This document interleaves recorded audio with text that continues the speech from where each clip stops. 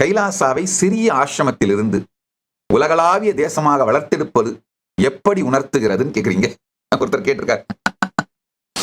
இப்ப நான் சொன்னேன் இல்லையா, இந்த சத் சங்கத்தை முழுசா புரிஞ்சுக்கிட்டீங்கனாலே என் பலம் என்னன்னு புரிஞ்சுக்கலாம். இந்த ஆன்ம ஞானம், இந்த பரம்பொருள் ஞானம், இந்த பரமசிவ ஞானம், இந்த பிரம்ம ஞானம் தான் என்னுடைய பலம், என்னுடைய மூலதனம்.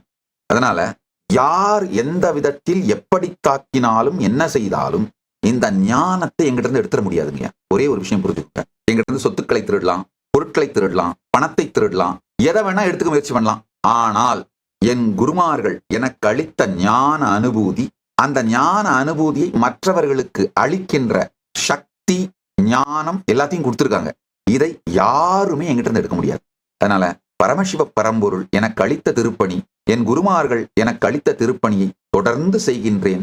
தானாகவே இந்த சின்ன ஆசிரமத்திலிருந்து உலகளாவிய தேசமாக அது மாறுகின்றது. இந்த கைலாசா தேசம் நான் செய்கின்ற திருப்பணியின் பக்க விளைவாக நடந்தது.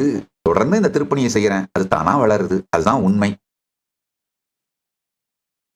கைலாசவாசியாக இப்போதே பதிவு செய்யுங்கள். சேனலை சப்ஸ்கிரைப் செய்யுங்கள்.